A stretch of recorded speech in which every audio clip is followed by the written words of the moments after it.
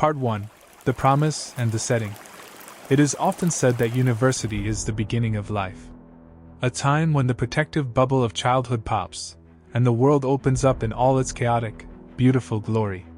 For parents, sending a child away to college is an act of faith. A terrified, hopeful prayer that the world will treat their child with kindness, that the values they instilled will protect them, and that the places of learning they have chosen are sanctuaries. But what happens when the sanctuary becomes a trap? What happens when the danger isn't lurking in a dark alleyway or a stranger's car, but is sleeping in the bed right next to you? In June 2025, in the high-tech, futuristic city of Cyberjaya, Malaysia, a 20-year-old student named Mania Shapriat Korakara was preparing for her future. She was studying to heal people, to become a physiotherapist. She had dreams, she had a loving family waiting for her in Sarawak, and she had friends. Or at least, she thought she did. This is not just a story about a murder. This is a story about the ultimate betrayal. This is the case of Mania Shapriat Korakara. To understand the gravity of this tragedy, we first need to look at the setting, Cyberjaya. Even the name sounds like something out of a science fiction novel. And in many ways it is. Located in the district of Sepang, Selangor, Cyberjaya was built to be the Silicon Valley of Malaysia. It represents progress. It represents the future. Wide avenues, gleaming glass towers housing multinational corporations, international universities. It is a planned city, designed to be intelligent, efficient, and above all, safe. It is a place where parents feel comfortable sending their children, especially ambitious students who want to be part of the modern world. Among these students was Mania Shapriat. Her friends called her Manisha. She was 20 years old, a vibrant young woman from Kuching, the capital of Sarawak state on the island of Borneo. If you look at photos of her, you see a bright smile. You see eyes full of life. The kind of face that suggests she was the person in the friend group who was always laughing, always supportive. Manisha was a first-year student at the University of Cyberjaya. She was enrolled in the physiotherapy program. It's a demanding field. It requires patience, physical strength, and a deep sense of empathy, qualities that her family says she had in abundance. Moving from Kuching to Cyberjaya is a significant transition. It involves crossing the South China Sea. It means leaving the close-knit community of Sarawak for the fast-paced life of the peninsula. But Manisha adjusted well. She was independent, responsible. She lived in a student apartment, a condominium unit that served as a hostel for students. These units are supposed to be secure ecosystems. You need access cards to enter the lobby, access cards for the elevators, keys for the unit, keys for the individual rooms. It is a layered defense system designed to keep the outside world out. Let's talk about the living arrangement, because in university life, your roommates become your surrogate family. You eat together, you study together, you sleep just feet away from each other. You trust them with your secrets, your food, and ultimately your safety. Manisha shared her apartment with other students.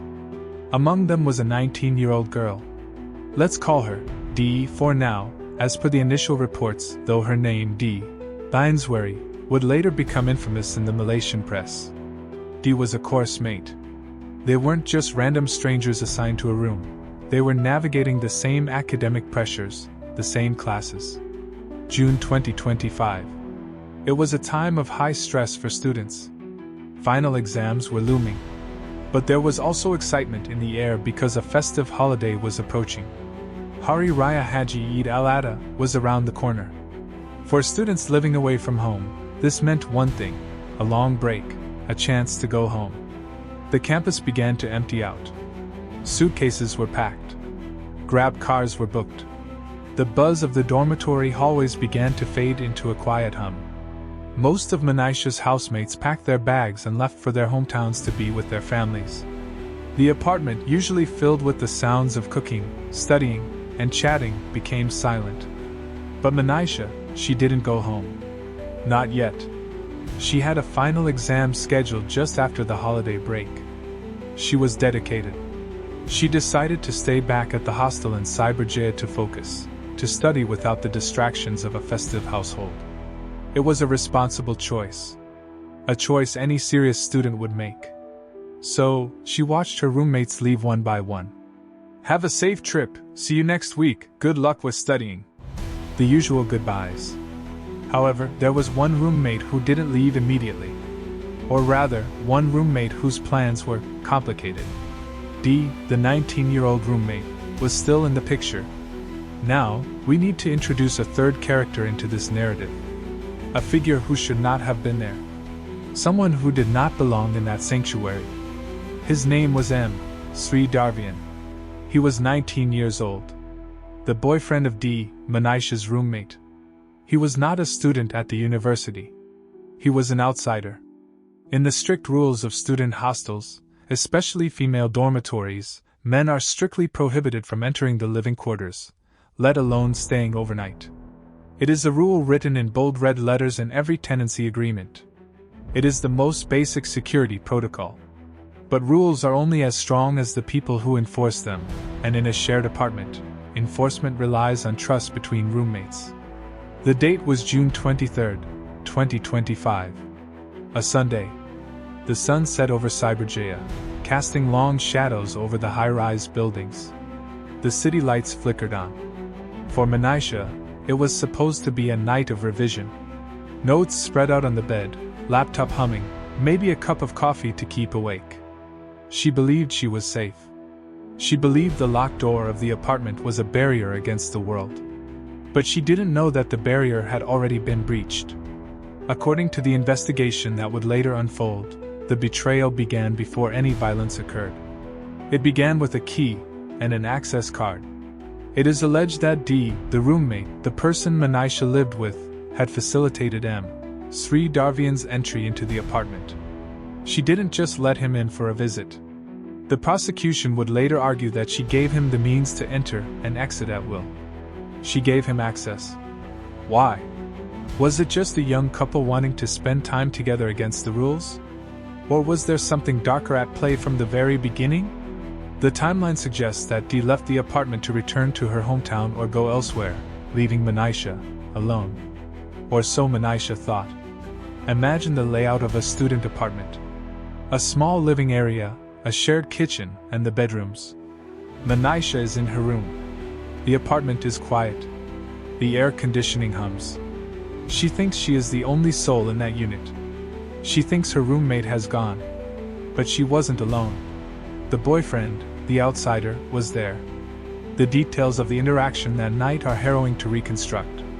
We know that Sri Darvian was in the apartment. We know that Manisha was there to study. And we know that the motive, according to police, would later be identified as robbery. But robbery usually implies a stranger breaking in.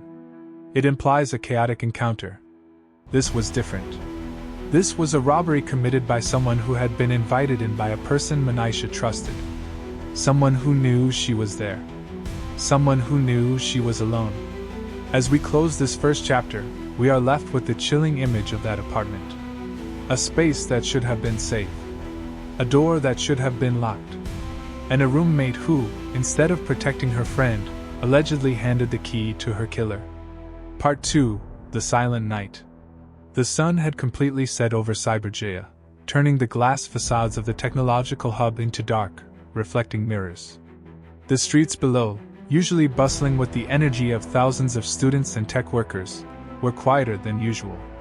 The holiday exodus had begun. For most, this silence was a welcome relief, a break from the academic grind. But inside that apartment unit, the silence was not peaceful. It was a shroud. Manisha was alone. Or at least, she believed she was alone in terms of safety. She was staying back to study, a decision driven by ambition and responsibility. She had an exam to prepare for. The apartment should have been her fortress, a locked box where she could focus, rest, and prepare for the challenge ahead. But the integrity of that fortress had been compromised long before the sun went down. The enemy was not outside trying to break in. The enemy was already inside, holding the keys to her sanctuary. We need to understand the terrifying dynamic of what happened that night. This was not a random burglary where a thief shatters a window and is surprised to find someone home. This was a violation of the highest order, facilitated by trust. The investigation revealed that the male suspect, M. Sridarvian, was in the apartment because he had been given access. He had the access card. He had the keys. He was there with the full knowledge and assistance of the person who slept in the same room as Manisha. Imagine the atmosphere in that unit. It is night. The hum of the refrigerator, the distant sound of traffic, the soft glow of a laptop screen. Manisha is likely in her room, perhaps reviewing notes on human anatomy or physiology, dreaming of the day she would help patients recover their strength. She is in her safe space. Somewhere else in that unit, or entering it with the ease of a resident, was a man who had no business being there. The timeline established by the police places the time of death somewhere between the late hours of Sunday and the morning of Monday.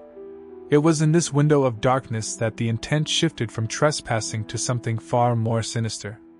We don't know the exact words that were exchanged, if any.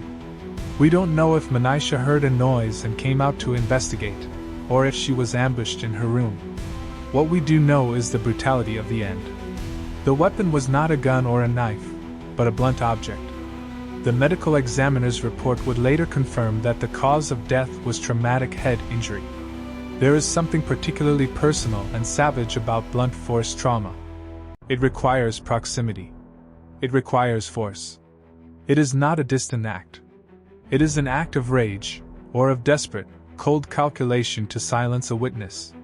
The suspect, a 19-year-old man, allegedly attacked this defenseless student in her own home. The struggle, if there was one, was short. The silence of the building absorbed the violence. There were no neighbors next door to hear a scream. The holiday break had left the floor empty. The thick walls of the modern condominium, designed to provide privacy, became the walls of a tomb. But the horror of this case does not end with the act of murder itself. It is what happened next that truly chills the blood. In many crimes of passion, the perpetrator flees in panic, leaving everything behind, consumed by guilt or fear. But the actions taken by the suspect immediately following Manisha's death suggest a different state of mind entirely. They suggest a terrifying calmness. They suggest greed. After Manisha lay dead or dying, the suspect did not call for help. He did not run away empty-handed. He began to loot the scene. He saw the lifeless body of a 20-year-old girl not as a tragedy, but as an opportunity. He took her belongings. He took her laptop, the tool of her education. He took her mobile phone, her lifeline to her family in Sarawak. He took her wallet. This theft is significant. It transforms the narrative from a dispute or an accident into a predatory act. He stripped her of her identity and her assets. The phone that contained her photos, her messages to her mother, her last connections to the world, was now in the pocket of her killer. And then he left. He used the keys he had been given, the keys that belonged to the roommate, to lock the door behind him. Think about that for a moment. He locked the door. He secured the crime scene, leaving Manisha's body hidden inside, trapping the secret of his violence behind a heavy wooden door. To anyone walking past in the hallway, that door looked like any other. It looked normal. It looked safe. But inside, a life had been extinguished. The suspect walked out of the complex.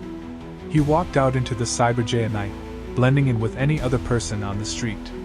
He was 19 years old. He had just committed a capital offense. And his first priority was not to hide, but to profit. Police investigations would later track his movements through the digital footprint he created. He didn't just steal the ATM card, he used it. In the hours following the murder, while Manisha's body lay undiscovered in the cold air of the apartment, her bank account was being drained. The suspect allegedly made transaction after transaction. This detail is devastating. It speaks to a profound lack of empathy. It implies that while the victim's family was sleeping peacefully in Kuching, unaware that their world had just shattered, the person responsible was standing in front of an ATM machine, punching in a PIN code, watching cash dispense, likely thinking about what he would buy or how he would spend this stolen money.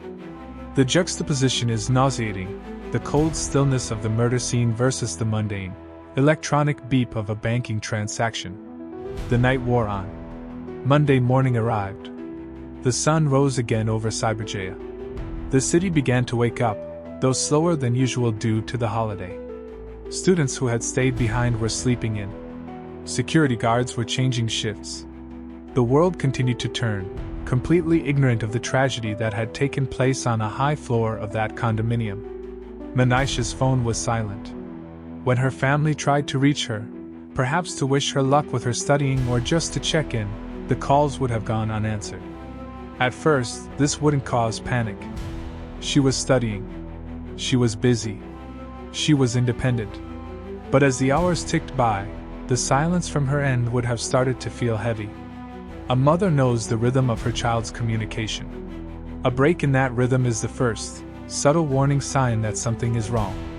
Meanwhile, the suspect and his girlfriend, Manisha's roommate, were continuing with their lives. The roommate, who had allegedly facilitated the entry, who had handed over the keys, was now part of a dark pact. Whether she knew the full extent of the violence immediately or found out later is a matter for the courts. But her role in breaking the seal of safety was absolute. They were a pair, bound together by a secret that was locked inside that room. The apartment remained quiet all through Monday. The air conditioning likely kept running, preserving the scene in a cold, artificial stasis.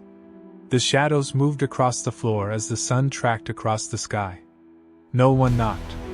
No one entered. The security protocols of the building, designed to keep people out, were now effectively keeping the discovery of the crime from happening. The very privacy that students paid for had become a liability. It is haunting to think about that span of time. The gap between the death and the discovery is a limbo where hope still exists for the family, but reality has already turned to ash. For 24 hours, Manisha was gone, but the world didn't know it yet. She was a missing person who hadn't been reported missing. She was a murder victim without a police report. The suspect likely thought he had gotten away with it. He had the money. He had the goods. He had left no witnesses, or so he thought. He relied on the holiday silence to buy him time. He relied on the distance between Cyberjaya and Sarawak to delay the alarm. He relied on the anonymity of the city. But crimes of this magnitude leave traces. They leave digital echoes. They leave physical evidence. And most of all, they leave a void that cannot be ignored forever. The silence he created was not permanent. It was a fragile, temporary thing. And it was about to be broken. As Monday evening approached, the worry in Sarawak began to grow. The unread messages. The calls going straight to voicemail. The feeling in the pit of a stomach that says, "This isn't like her." That worry would soon trigger a chain of events that would shatter the door down and reveal the horror hidden inside. The silent night was over. The time of discovery was approaching. Part 3: The Discovery. By Tuesday evening, the low-level unease that had been brewing in Sarawak had transformed into panic. The silence from Manisha's end was no longer just unusual. It was terrifying. For a parent, there is a specific kind of dread that sets in when a child, usually so responsive, goes off the radar. The messages on WhatsApp remained delivered but unread. The calls rang out into the void until they hit voicemail. The distance between Kuching and Cyberjaya, usually just a short flight, suddenly felt like an unbridgeable chasm. Her father, sensing that something was fundamentally wrong, made the call that no parent ever wants to make. He contacted the university. He contacted the management of the condominium. He needed someone, anyone, to go to that unit and lay eyes on his daughter. He needed to be told she was sleeping, or that she had lost her phone, or that she was studying so hard she had forgotten the world. He needed a mundane explanation for the silence. It was late on Tuesday when a representative from the university, accompanied by the building management, arrived at the apartment complex. The hallways were still quiet, the holiday emptiness amplifying the sound of their footsteps on the tiled floor. They reached the door of the unit. It was locked. This detail, seemingly ordinary, would later become a cornerstone of the investigation. The door was not kicked in. The lock was not picked or broken. It was securely locked from the outside, suggesting that whoever left last had taken the time to secure the premises. The management used a master key. The mechanism clicked, and the heavy door swung open. The first thing that hit them was the air. It was cold. The air conditioning had likely been running for 2 days straight, chilling the stagnant air inside the apartment. It was dark, the curtains drawn against the city lights outside. As they moved through the common area, the kitchen, the living room, everything seemed relatively normal. But the silence was heavy. It was the silence of a space that had been occupied by death. They moved to Manisha's room. What they found inside that room shattered the peace of the university town forever. Manisha was there. But the vibrant, ambitious young woman who had stayed back to study was gone. Her body was found in a state that immediately ruled out any natural cause. The scene was grim. There was blood. There was chaos. The textbooks and notes, the symbols of her dedication, were now part of a crime scene. The reaction was immediate. The building management recoiled in horror. Police were summoned instantly. The quiet hum of the Cyberjaya night was broken by the sirens of the Royal Malaysia Police. Blue lights flashed against the glass towers, signaling that the Silicon Valley of Malaysia had just become the site of a brutal homicide. When the police arrived, they cordoned off the unit. Forensics teams in white suits moved in, their presence a stark contrast to the domestic setting of a student hostel. They began the meticulous process of documenting the end of a life. Flashbulbs popped, illuminating the tragedy in harsh, clinical light. They collected samples, dusted for fingerprints, and photographed the position of the body. The initial assessment by the medical examiner on site confirmed the worst. Manisha had suffered severe head injuries. It was a violent, physical attack. But as the detectives looked around the room, they noticed what was missing. Her laptop was gone. Her wallet was nowhere to be found. Her mobile phone, the device her parents had been frantically trying to reach, was missing. To the untrained eye, it looked like a robbery gone wrong. A burglary turned fatal. But seasoned detectives look for anomalies, and this scene was full of them. The most glaring anomaly was the entry. There were no signs of forced entry. The front door was intact. The windows were not broken. The balcony door was secure. In a high-security condominium with keycard access at the lobby, the elevator, and the unit door, a random burglar does not just waltz in.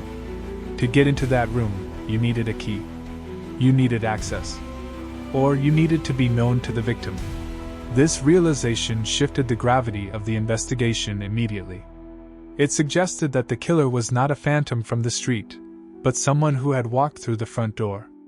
Someone who belonged, or someone who was invited. While the police worked the scene, the devastating news had to be conveyed to the family in Sarawak. It is impossible to articulate the pain of that phone call. The moment a police officer or a university official has to tell a father that his daughter has been murdered is a moment where the world effectively ends for that family.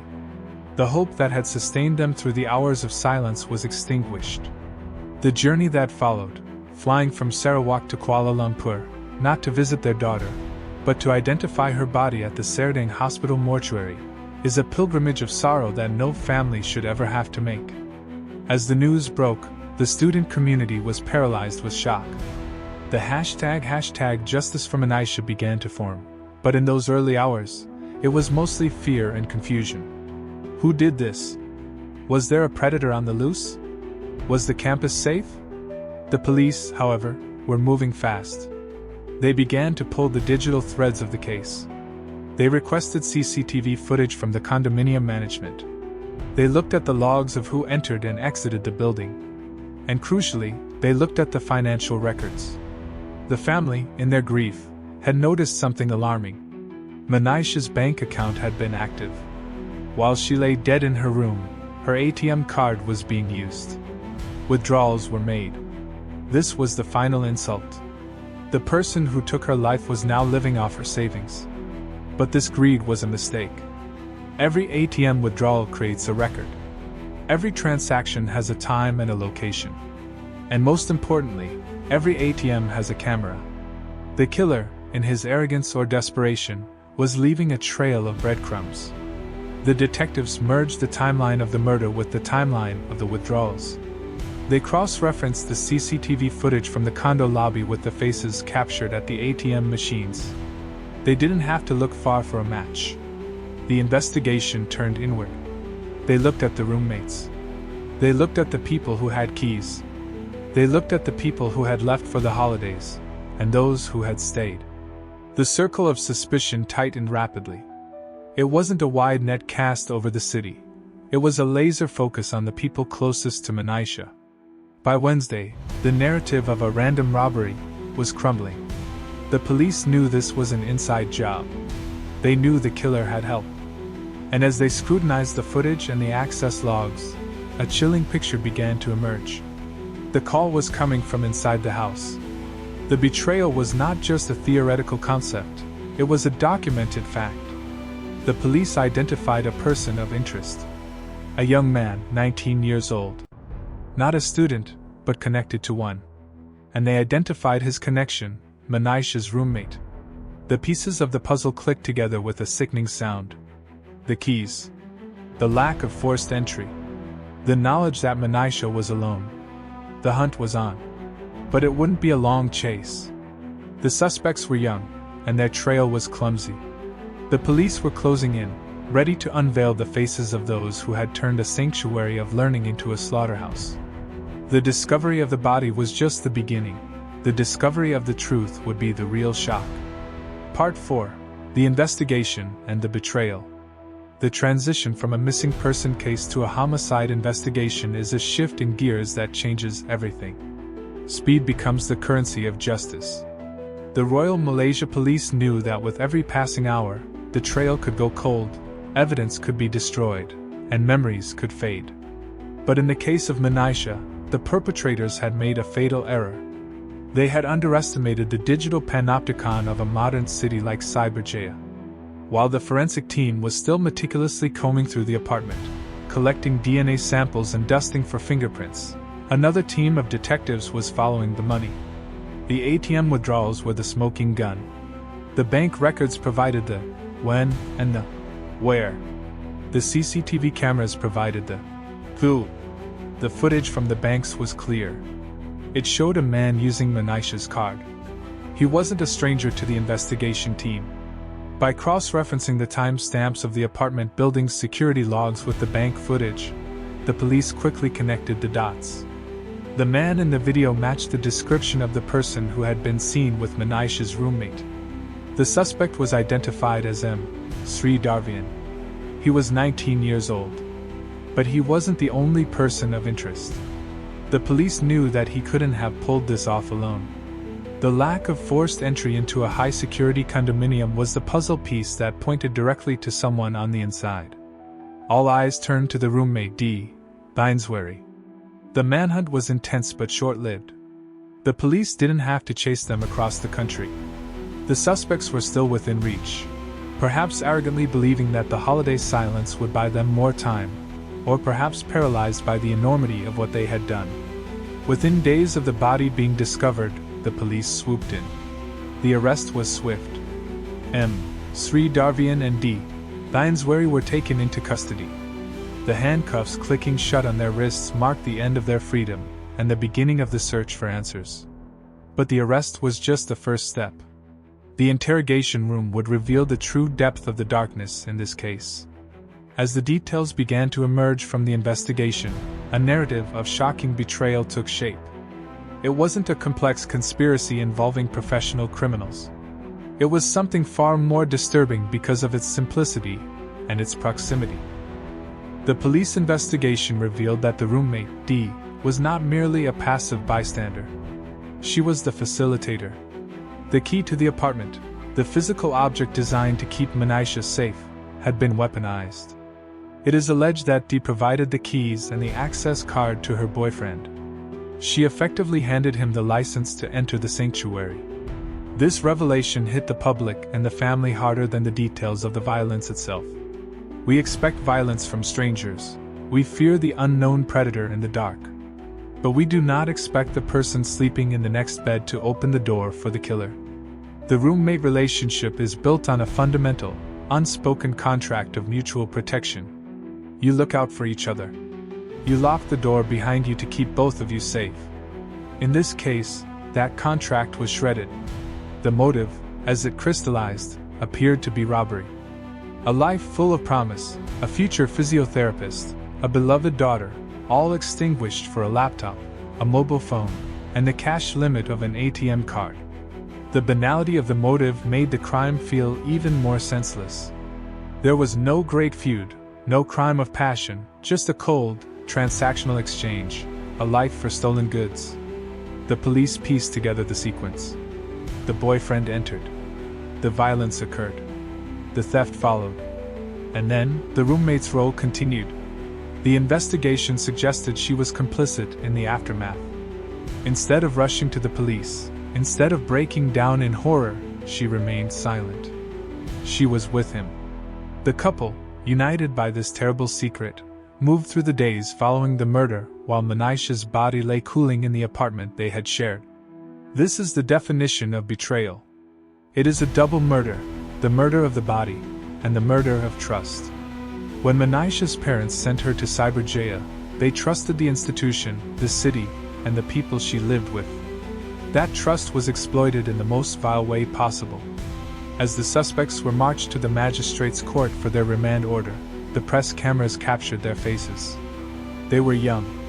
They looked like any other teenagers you might see at a mall or a cinema. There was no monstrous disfigurement, no visible mark of evil. They were just two 19-year-olds who had made a series of decisions that ended a life. The police announced that the male suspect would be investigated under Section 302 of the Penal Code for murder, a charge that carries the death penalty in Malaysia. The female suspect, the roommate, was looked at for abetment. The legal machinery was starting to turn. But for the family, the police success in catching the suspects brought no relief, only a sharper, more focused anger. Knowing who did it didn't bring Manisha back.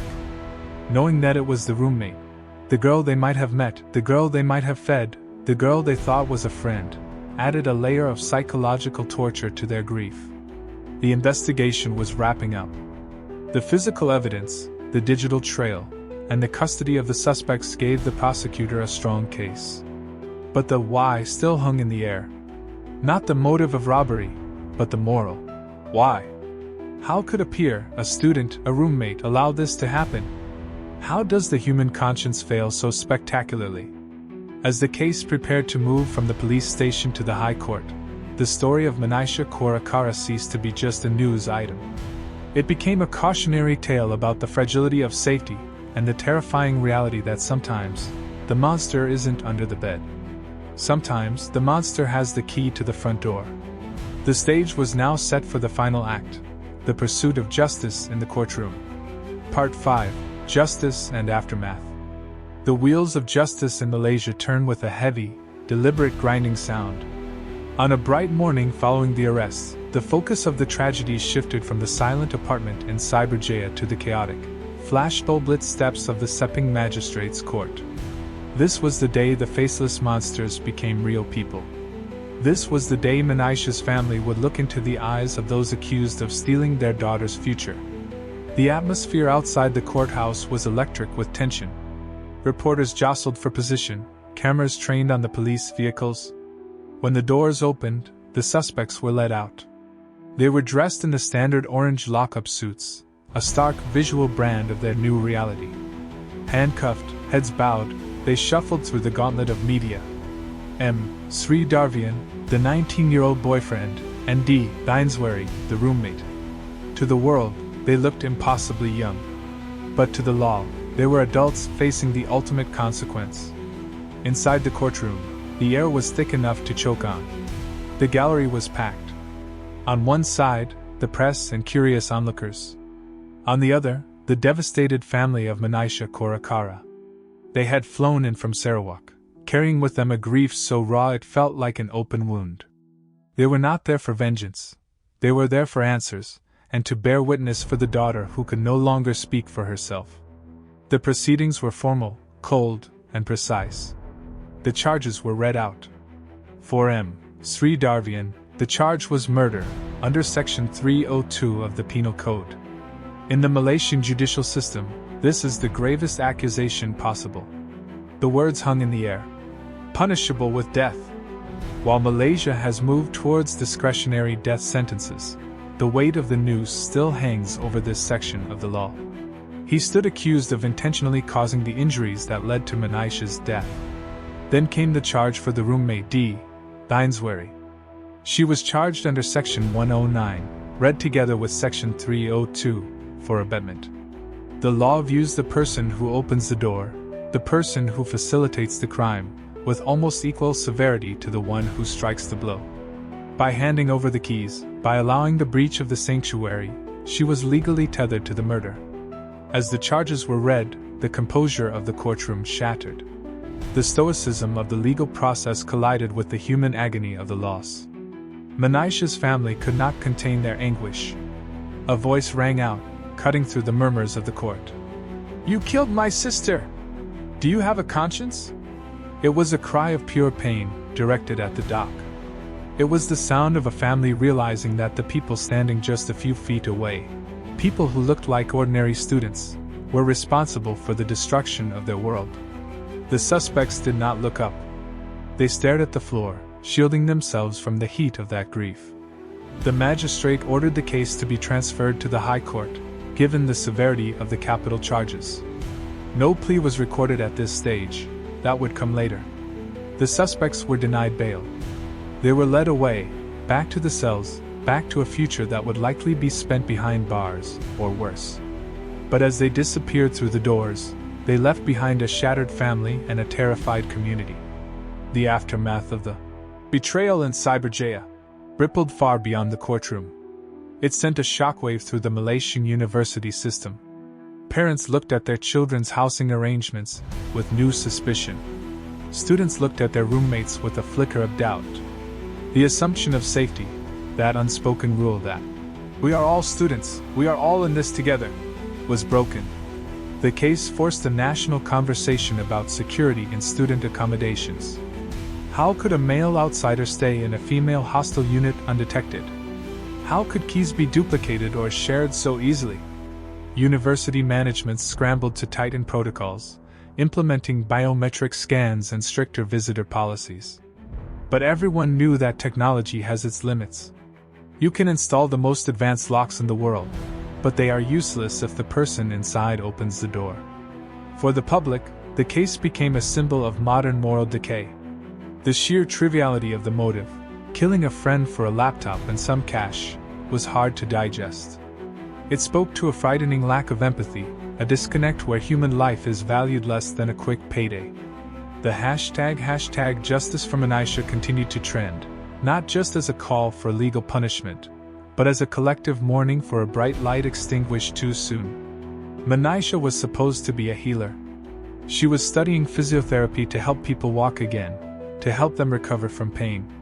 She was the one who stayed back to study while others played. She did everything right. She followed every rule. And yet, she became the victim of the one variable she couldn't control, the treachery of those closest to her. As the months turn into years, the legal battle will continue. There will be trials, appeals, and endless legal arguments. The suspects will have their day in court. But for the family in Sarawak, there is no appeal process for their loss. Their sentence is life without Manisha. In the end, we are left with the memory of a young woman with a bright smile, standing on the precipice of adulthood. We are left with the image of a locked door that wasn't really locked. And we are left with the chilling lesson that sometimes, the most dangerous thing in the world is misplaced trust. The city of Cyberjaya continues to hum with the sound of servers and traffic. New students arrive every semester, filled with hope and ambition. But in the quiet corners of the university, the story of Manisha is whispered as a warning and a prayer. A prayer that no other student should ever have to face the darkness alone in the sanctity of their own room. This has been the story of Manisha Korakara. A story of promise, of betrayal, and the long, hard road to justice.